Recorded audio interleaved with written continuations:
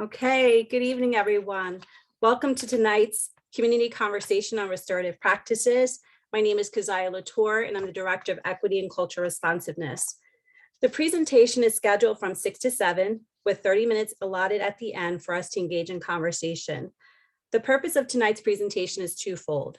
One, to explore the practice of restorative practices and its relevance to meaningful student learning experiences, and how it serves as another layer of intervention, and then two, to offer an opportunity for us to engage in meaningful dialogue. So again, welcome for tonight's community conversation. The agenda is set to be informative and to offer scope of the presentation and to highlight specifically what we are intentionally doing with restorative practices with leadership teams and also with our secondary cohort of teachers.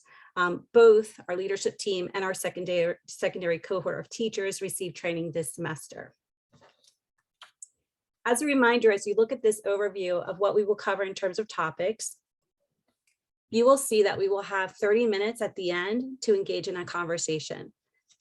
Any questions that you have regarding the various topics that you see on the screen, if you would just jot down those questions, we'll engage in that conversation at the end. So I do want you to hold on to those questions, and I hope that either the slides that we will cover will address the questions that you may have, or I'll be able to address those questions at the very end. These are our community norms. They're important in creating a sense of belonging. They're also in place to help maintain a healthy and respectful environment for conversations to occur. Again, we have 30 minutes at the end to engage in conversations, and these norms help us to navigate those conversations. So staying engaged, experiencing discomfort because restorative practice may be something new that we're learning in terms of those who are here tonight. Speak your truth because you may have questions and concerns, and then expect and accept non-closure, meaning, of course, there may be questions that you pose that I may not have an immediate answer to at this time, but I will be able to circle back to you to provide an answer. These norms that you see are a part of a practice that we use in Wissahickon School District. Our leadership teams employ these norms with their staff and also with students and parents. These may not be the specific norms that they're employing, but the whole practice of employing norms is something that we embrace. As we begin our connection before content, please feel free to add which school or schools your children attend, or which school or schools you work at in terms of being an employee in the district. As I see, we have a teacher in our space. The connection before content is a practice that our teachers and administrators use to foster community and to develop relationships. We've been very mindful and intentional in ensuring that we are connecting with our students in various ways, and having this opportunity to connect on different topics helps us to build those meaningful relationships that we're looking at, especially as we focus on creating a sense of culture and a sense of belonging. So everyone's come here to know about what's restorative practice. And as I said, in the very beginning of today's presentation, I'll take about 60 minutes just to give you some explanation because I want to keep you informed. And then after the presentation, we'll have about 30 minutes where we can engage in an exchange of conversation. I know that you've come with some ideas, comments, thoughts, and questions. So I want to make sure that we're able to engage in that. If you're unmuted, please mute yourself because we can hear some of that background. Thank you. So for restorative practice, again, it is a process that offers additional interventions in responding to behaviors. More importantly, it's a process that is preventative and proactive to teach appropriate behavior and responses. And so as we look at it, we know that clearly it provides a level of supportive framework to prevent and to respond to certain behaviors, to repair harm through a continuum of practices. But again, we want to make sure that we can put it in a scope of what is it? And so again, it provides that layer of intervention and support for our teachers to embrace and to engage in with our students, and also for our leaders as they're engaging in certain behaviors with students. Restorative practice also entails shifting from punishment to reflective learning, raising a student awareness of how their actions cause the problematic situation, and focusing on community participation to begin the healing process. Research shows students react better to reflecting on their mistakes, being held accountable, and owning their actions. They practice empathy and make things right in terms of next steps when they're utilizing restorative practices. And consequences are still in place and part of this process.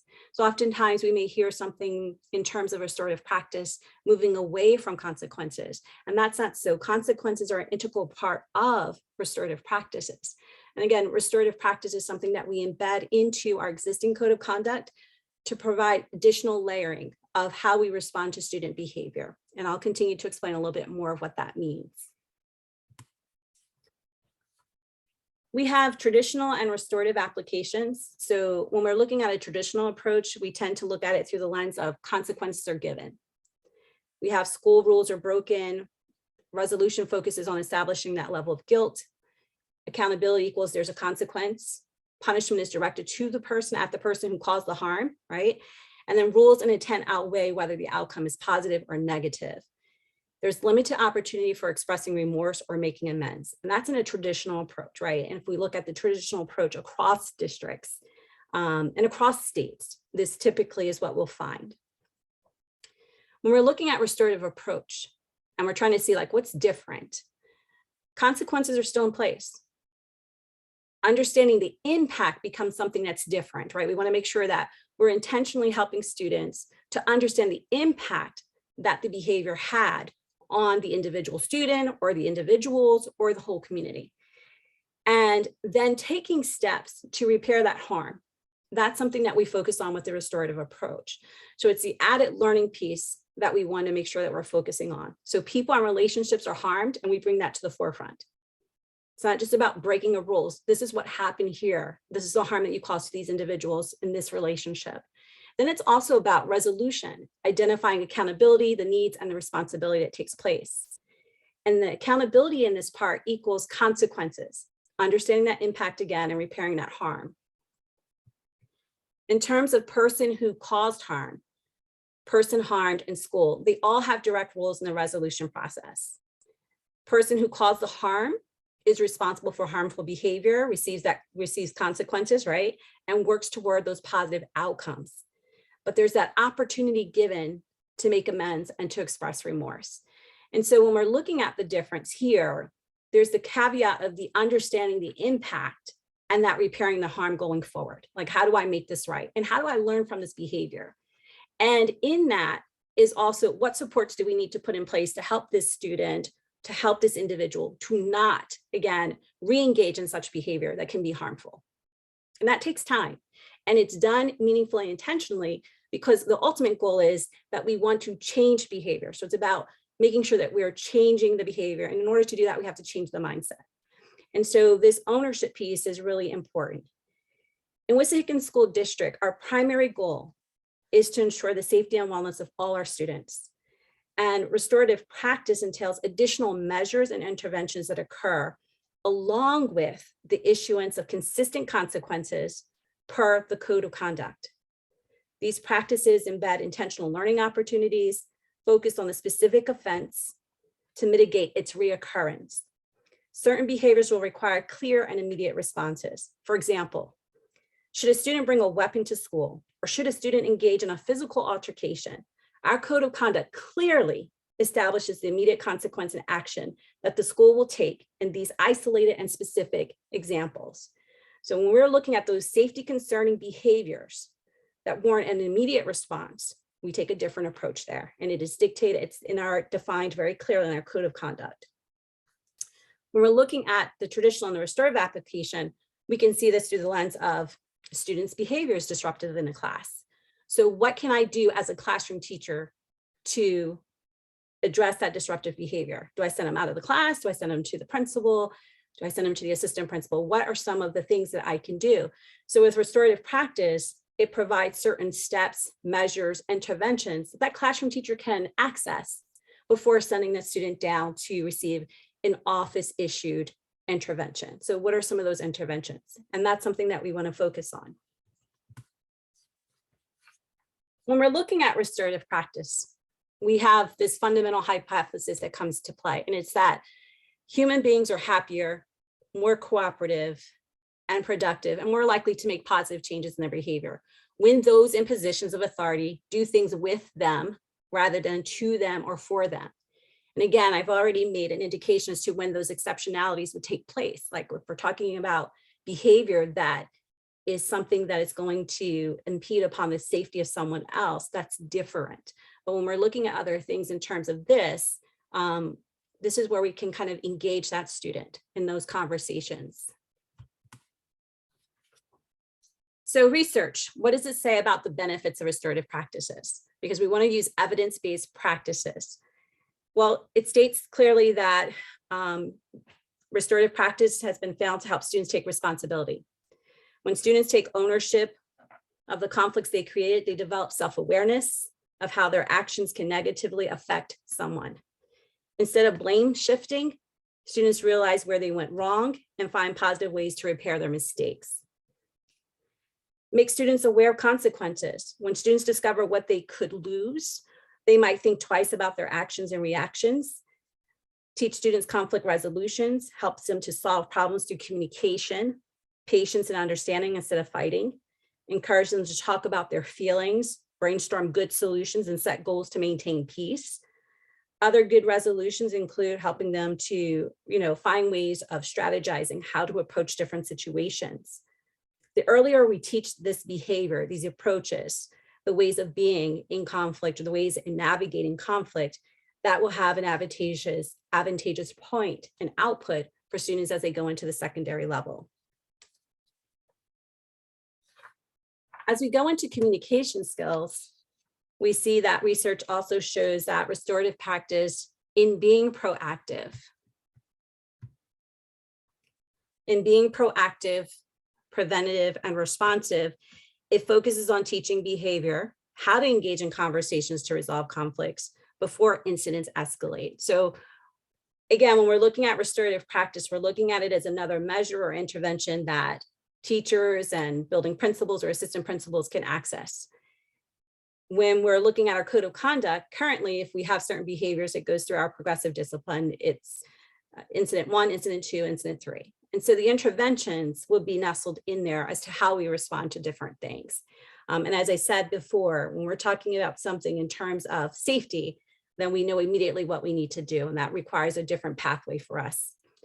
When we're looking at the proactive and preventative measures, this is where we have the opportunity to teach students how to engage in conversations. And so they're developing their listening skills, they're sharing how to solve problems, they're reflecting on their own behavior, they're learning how to use different strategies to approach situations, and then they're building those very sustainable relationships. So again, as I mentioned earlier, certain behaviors will require clear and immediate response, such as a student altercation, but in others, if we're talking about classroom disruption, or there's this disagreement between two students, we can engage in such a way with a restorative practice intervention to help them navigate those conversations.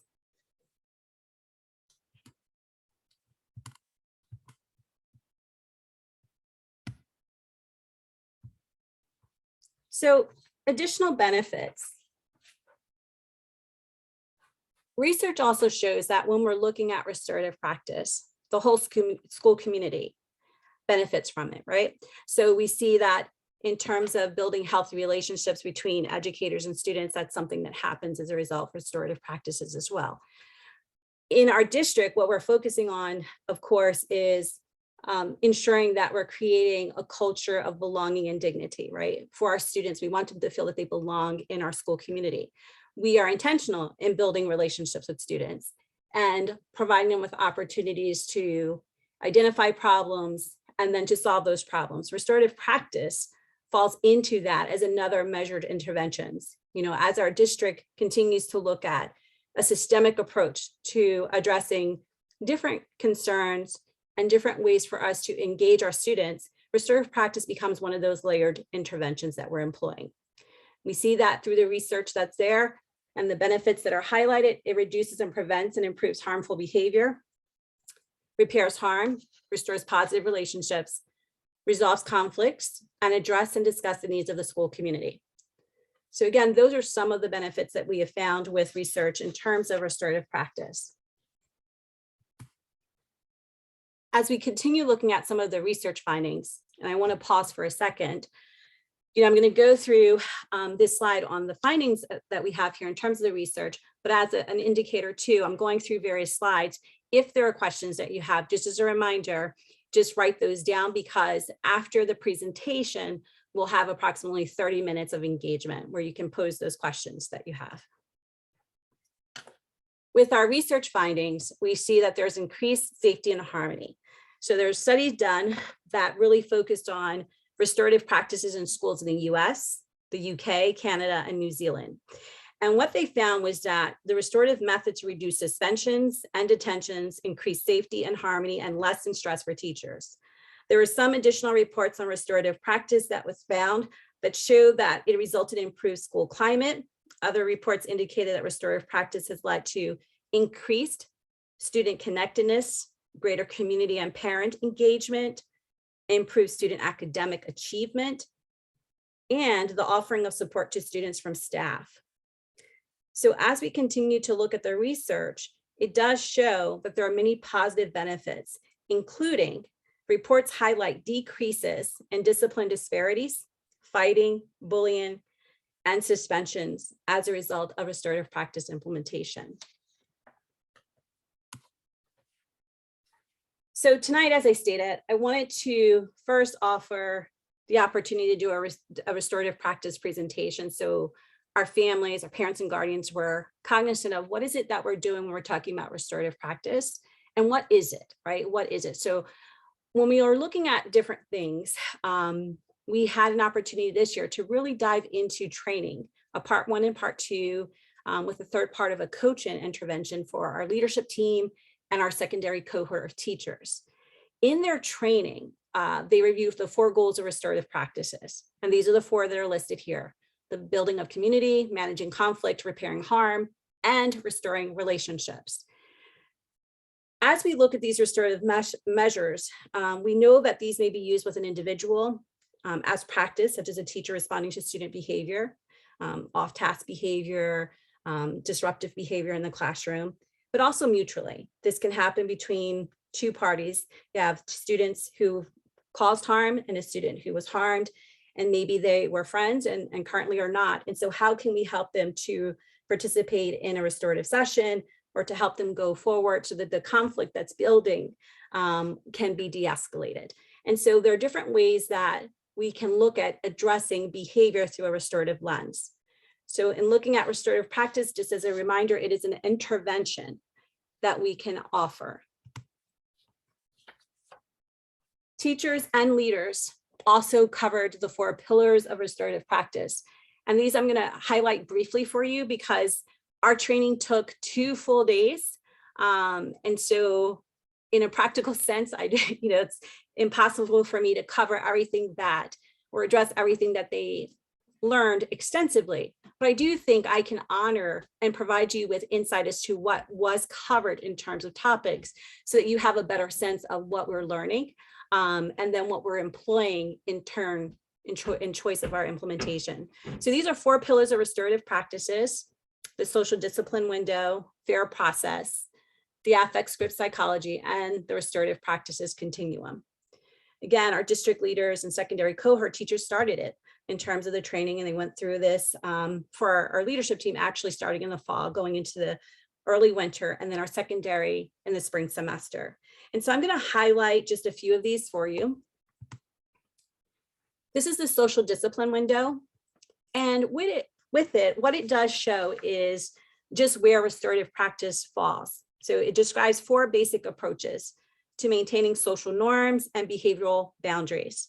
The 4 are represented as different combinations of high or low control and high or low support. The restorative domain that you see here focuses on, again, how we do things with people rather than to them or for them. And it's really focusing on considering skill building and how the student can make amends and repair relationships. So it's cooperating, collaborating, taking responsibility, and being accountable. And so we are staying away from these other layers of being permissive, neglectful with the student, or too punitive, but making sure that we're being restorative because we want to see change in behavior. These are the 3 principles of fair process. engagement, expectation, and explanation. So when we talk about engagement, what we gleaned from our training and know and understand is that it involves those individuals who have a stake in and may be affected as a result of decision-making process. It really provides students with an opportunity to develop their confidence as a result of their opinions and concerns being solicited. And people feel valued because others at least hear their concerns. So we want to engage those individuals. The other piece is explanation. Again, people like to know why. And so when we're doing this, we discover the reason behind a decision. It provides everyone with a better understanding why the decision was made in the first place. So there's time to process that information. And then expectation clarity. It just ensures that everyone understands the decision that has been made. They don't have to agree with the decision that's made, but they're aware of it and what is expected of them in the future. It eliminates any type of guesswork in this, and it helps to establish those expectations going forward. And this helps to make sure and to ensure that everyone is treated respectfully and fairly. Just a note about fair process, and I kind of, alluded to this. The purpose of fair process is to open channels of communication so people understand that their feelings are being validated. At the end of the day, one person or a team in a position of authority may be responsible for making a final decision. The affect script psychology that district leaders and secondary cohort teachers got into and learned was really looking at the research behind emotions and how emotions drive us to perform an action and shape our response to other people's behaviors. And restorative practices such as conversations and the conferencing, be they formal or informal, assist in introducing a level of perspective taking and empathy and understanding between the person harmed and the person who caused the harm. And then moving forward with how can we make things right? When we have a student, for example, who may have been suspended, coming back in as a reentry, what is the reentry for the student, right? They were suspended for the behavior. Well, how does the student transition back to the school community? And so the restorative practice in itself really gets to the transitioning piece and makes clear to the students, these are the expectations in coming back to this community. And this is how you can make things right after the incident, right? And so that's important. And that's where we're responsive to something that has happened. Being preventative and proactive, we can then look at ways that we can engage in conferencing and conversation with students who are having conflict, helping them through that piece to prevent their having to get a consequence for an inappropriate behavior that transpired because they didn't know how to talk it through or navigate the conversation or the conflict.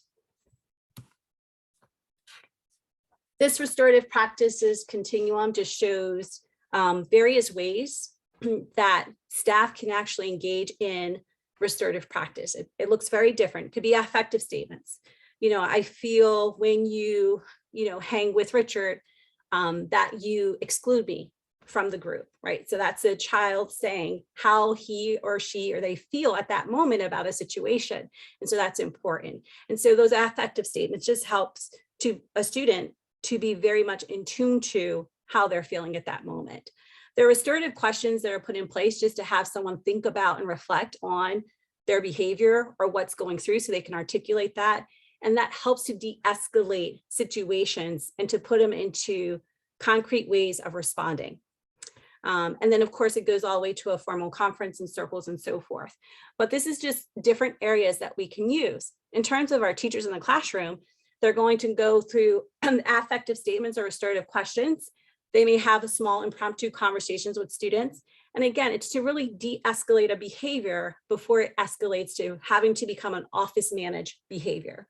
So the teacher using restorative practice now has another classroom intervention that she or he can use when working with a student.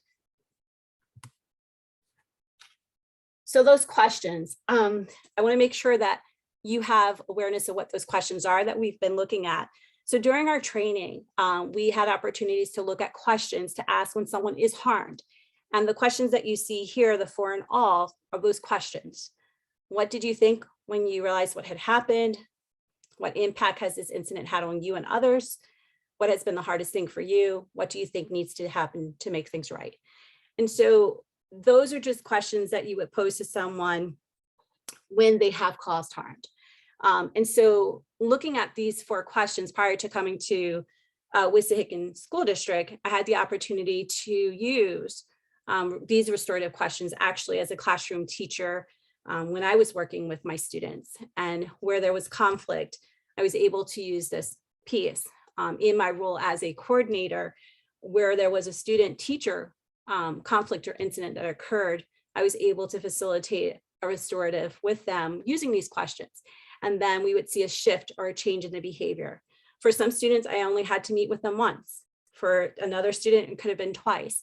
But those questions really guided what was happening, and it brought a level of awareness to the student who thought their behavior was inconsequential, was harmless, for them to really understand that the classroom disruption actually was harmful, and here's how and why. And so that level of conversation was something that could take place. Restorative questions to ask when someone has harmed someone. And so these are the questions that we would pose. What happened? What were you thinking of at the time? What have you thought about since? Who has been affected by what you've done, and how were they affected? And what do you think you need to do to make things right? So these questions, again, act as prompts to really help students to reflect on their behavior and to think about those who they've harmed, how to make it right, and what supports they may need to help them to stay on point to make things right. Looking at these questions from an administrative lens, when I served as an assistant principal in another district, it was an opportunity for me to engage in these conversations with students who may have been in conflict. And it worked very nicely because the students involved wanted to be a part of that conversation. And they wanted to work on making improvements and making things right going forward. And so it was another layer of intervention that I could give to students as an assistant principal. Did they receive consequences? Yes, they still receive consequences per our student handbook. And in that was also the layer of intervention that I could use in restoring the behavior and getting to the underlying root of what was the conflict between the 2 students.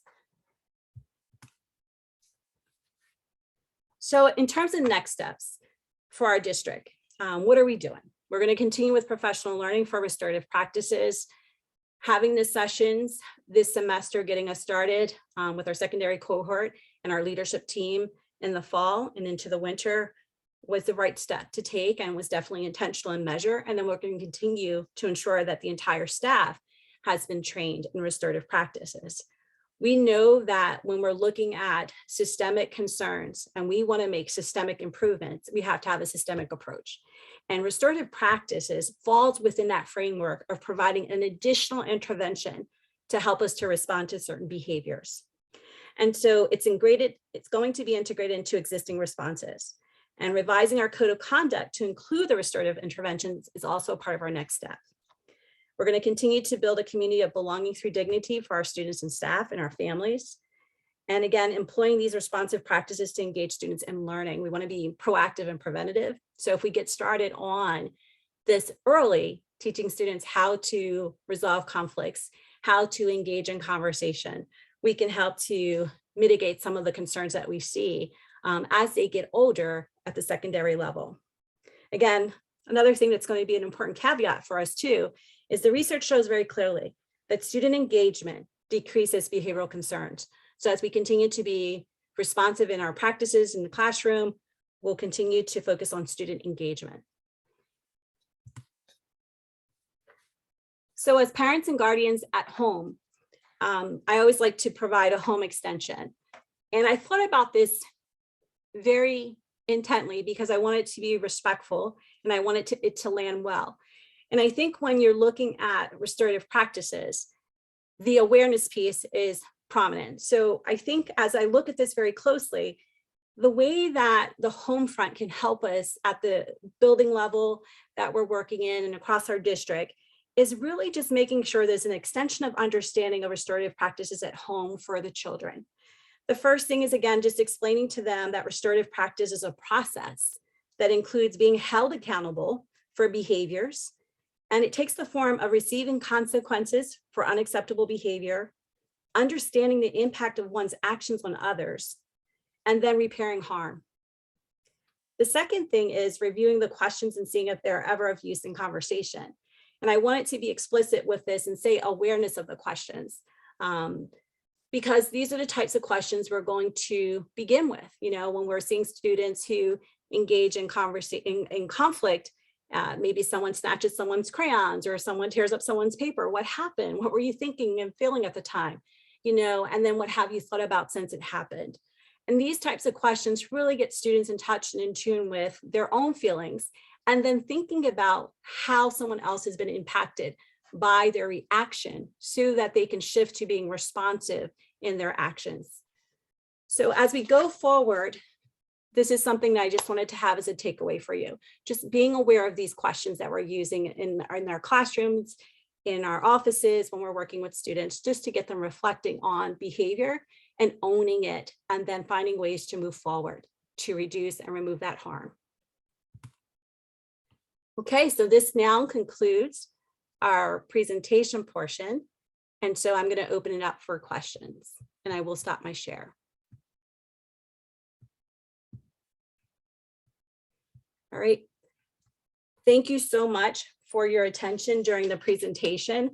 There was a wealth of information that I needed to and wanted to make sure that you had in terms of restorative practices, because if you're not in the building as a classroom teacher or as an administrator, you may not know exactly what's taking place with restorative practices. And there's so much going on in terms of conversations about restorative practices.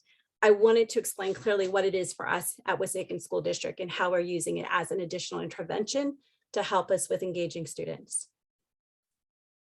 So at this time, I want to turn it over to you. Questions that you may have, comments that you may have, recommendations that you may have. This is a great time. I have to say, we had a wonderful session on the belonging, a sense of belonging conversation, our community conversation, and the feedback that I received was great, and how we can further engage our families. And so we're going to do something with that. So if there are any questions that you have or recommendations, please feel free to let me know. Feel free to use the chat or unmute.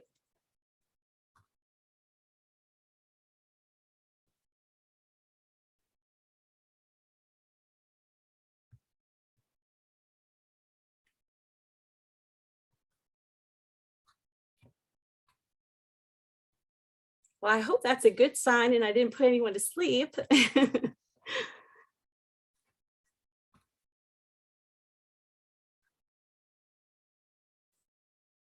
Well, at this time, if there are no questions, I will conclude tonight's community conversation. I'll hang back in case you wanted to speak to me individually, and that'll be fine. But thank you for attending tonight's community conversation on restorative practices. Have a good one. Thank you very much. You're welcome.